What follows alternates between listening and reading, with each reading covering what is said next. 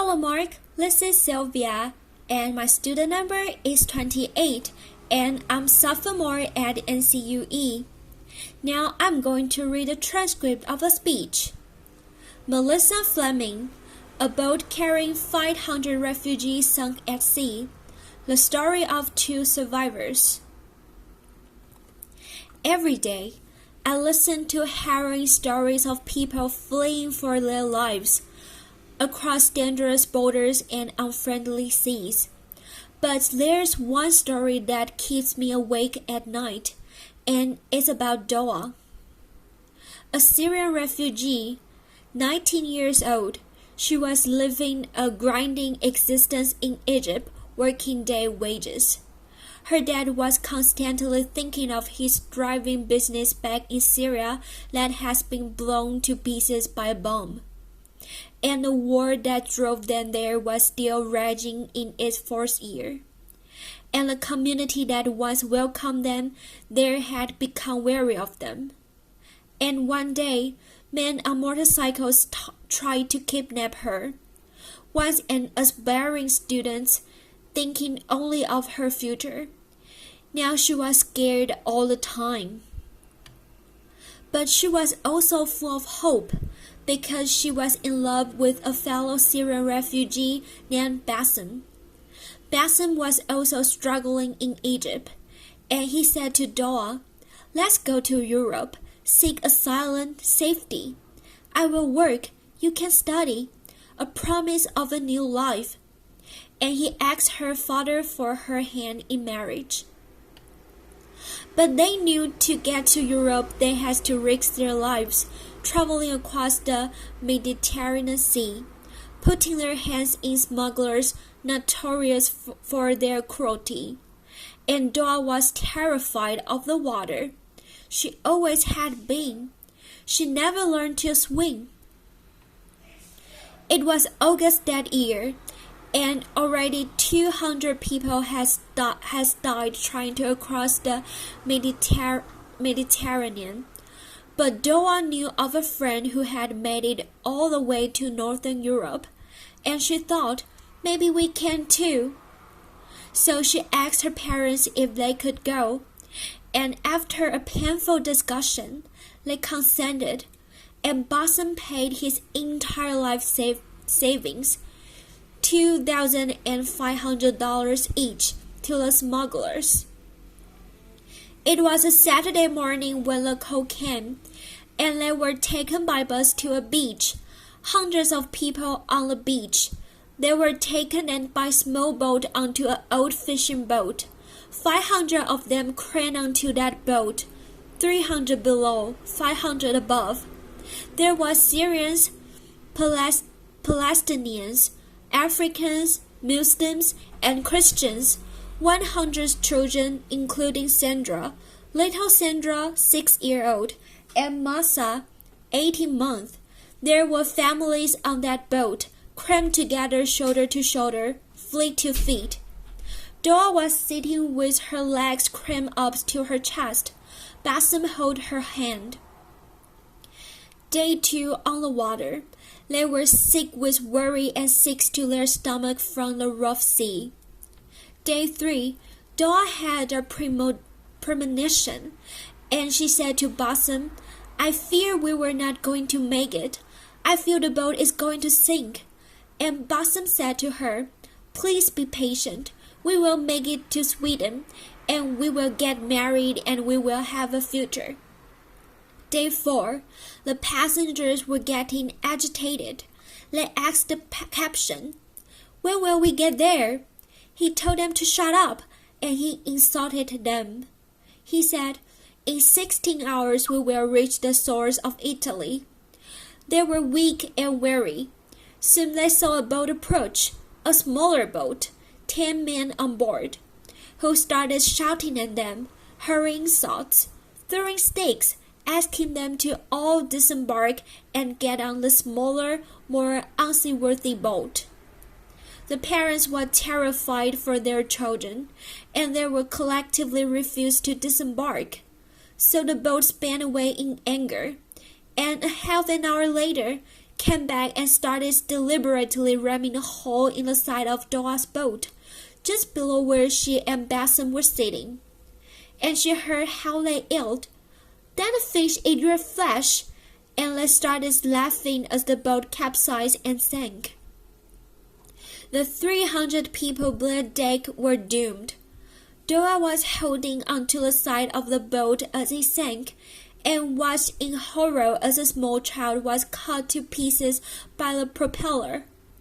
Bassam said to her, "Please let go, or you will be swept in and the propeller will kill you too. And remember, she can't swim." But she let go and she started moving her arms and her legs, thinking, "This is swimming." And miraculously, Bassam found a live ring. It was one of those child's rings that they used to play in swimming pools and on calm seas. And Doa climbed onto the ring, her arms and her legs dangling by the side. Bassam was a good swimmer, so he held her hand and tread water. Around them were corpses. Around 100 people survived initially, and they started coming together in groups, praying for rescue. But when the day went by and no one came, some people gave up hope, and Doa and Bassam watched as men in the distance took their life vests off and sank into water. One man approached them with a small baby perched on his shoulder, 9-month-old Malak. He was holding onto a gas canister to stay afloat, and he said to them, "I feel I'm not going to survive. I'm too weak. I don't have the courage anymore." And he handed little Malak over to Bassam and to Doa, and they perched her onto the life ring. So now there were 3, Doa, Bassam, and the little Malak. And let me take a pause in this story right here and ask the question, why do refugees like Doa take this kind of risks? Millions of refugees are living in exile in limbo. They are living in countries fleeing from a war that has been raging for 4 years. Even if they wanted to return, they can't. Their homes, their business, their towns, and their cities has been completely destroyed. This is a UNESCO World Heritage City, Homs, in Syria. So people continue to flee into neighboring countries, and we build refugee camps for them in the desert. Hundreds of thousands of people live in camps like these, and thousands more, millions, live in towns and cities. And the communities, the neighboring countries that once welcomed them with open arms and hearts are overwhelmed. There are simply not enough schools, water systems, sanitation. Even rich European countries could never handle such an influx without a massive investment. The Syrian war was driven almost 4 million people over the borders, but over 7 million people are on the run inside the country. That means that over half the Syrian population has been forced to flee back to those neighboring countries hosting so many. They feel that the richer world has done too little to support them, and days have turned into months into years. A refugee stay is supposed to be temporary. Back to Doa and Bassam's in the water. It was their second day, and Bassam was getting very weak. And now it was Doa's turn to say to Bassam, "My love, please hold on to hope, to our future. We will make it." And he said to her, "I'm sorry, my love, that I put you in this situation. I have never loved anyone as much as I love you." And he released himself into the water, and Doa watched as the loves of her love drowned before her eyes. Later that day, a mother came up to Doa with her small 18-month-old daughter Masa. This was a little girl I saw you in the picture earlier, with the life vest. Her older sister Sandra has just drowned, and her mother knew she has to do everything in her power to save her daughter. And she said to Doa, "Please take this child. Let her be part of you. I will not survive." And then she went away and drowned. So Doa, the 19-year-old refugee who was terrified of water, who couldn't swim, found herself in charge of two little baby kids.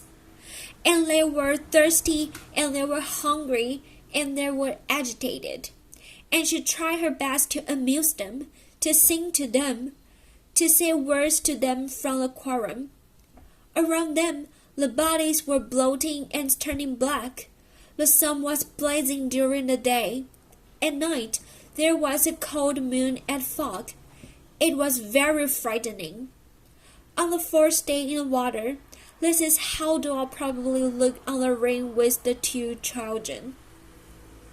A woman came on to the fourth day and approached her and asked her to take another child, a little boy, just 4 years old. When Doa took the little boy and the mother drowned, she said to the sobbing child, "She just went away to find you water and food." But his heart soon stopped, and Doa has to release the little boy into the water. Later that day, she looked up into the sky with hope, because she saw two planes crossing in the sky, and she waved her arms, hoping they would see her, but no planes were soon gone. But that afternoon, as the sun was going down, she saw the boat, a merchant vessel, and she said, "Please God, let them rescue me." She waved her arms and she felt like she shouted for about 2 hours, and it has become dark, but finally the searchlights found her and they extended a rope, astonished to see a woman clutching onto two babies. They pulled them onto the boat. They got oxygen and blankets, and the Greek helicopter came to pick them up and take them to the island of Crete. But Doa looked down and asked, "What of Malik?" And they told her the little boy did not survive. She drew her last breath in the boat's clinic. But Doa was sure that, as they had been pulled up onto the rescue boat, the little baby girl has been smiling. Only 11 people survived that wreck of the 500. There was never an international investigation into what happened.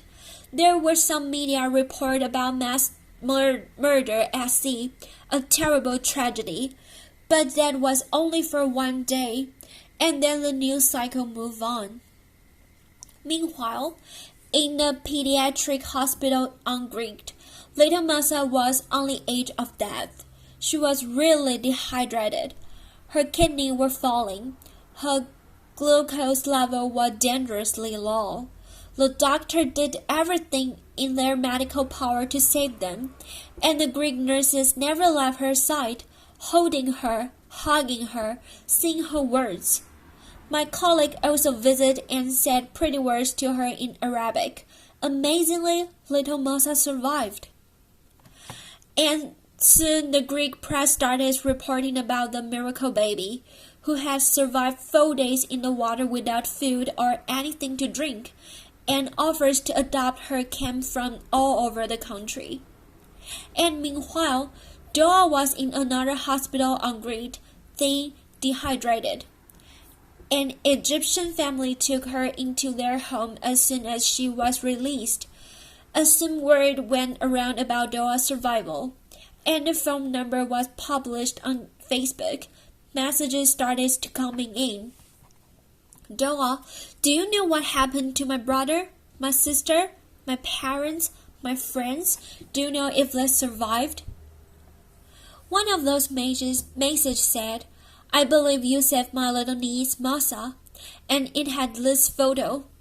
This was from Masa's uncle, a Syrian refugee who had made it to Sweden with his family, and also Masa's older sister soon.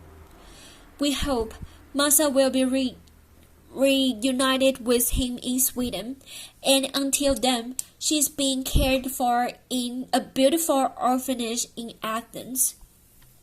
And Doa, well, word went around about her survival too, and the media wrote about this slight woman, and couldn't imagine how she could survive all this time under such conditions in that sea, and still save another life.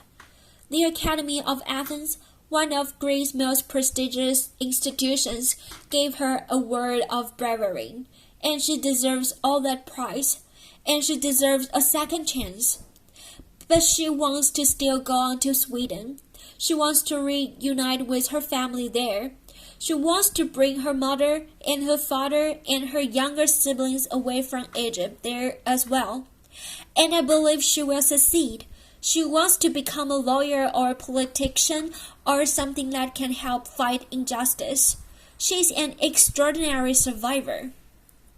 But I have to ask, what if she didn't have to take that risk? Why did she have to go through all that? Why wasn't there a legal way for her to study in Europe? Why couldn't Masa have taken an airplane to Sweden? Why couldn't Bassem have found work? Why is there no massive resettlement program for Syrian refugees, the victim of that worst war of our times? The world did this for the Vietnamese in the 1970s. Why not now? Why is there so little investment in the neighboring countries hosting so many refugees? And why, the root question, is so little being done to stop the wars, the persecution and the poverty that is driving so many people to the shore of Europe? Until these issues are resolved, people will continue to take to seas and seek safety and asylum. And what happened next? Well, that is largely Europe's choice, and I understand the public fears. People were worried about their security, their economics, the changes of culture. But is that more important than saving human lives? Because there is something fundamental here that I think overrides the rest, and it is about our common humanity. No person fleeing war or persecution should have died crossing the sea to reach safety. Applause. One thing is for sure, that no refugee would be on those dangerous boats if they could thrive where they are, and no migrant will take that dangerous journey if they had enough food for themselves and their children. And no one would put their life saving in the hands of those notorious smugglers if there was a legal way to migrate. So, on behalf of little Masa, and on behalf of Doa, and of Bassem, and of those 500 people who drowned with them, can we make sure that they did not die in vain? Could we be inspired by what happened and take a stand for a world in which every life matters? Thank you. Applause. Thank you for your listening.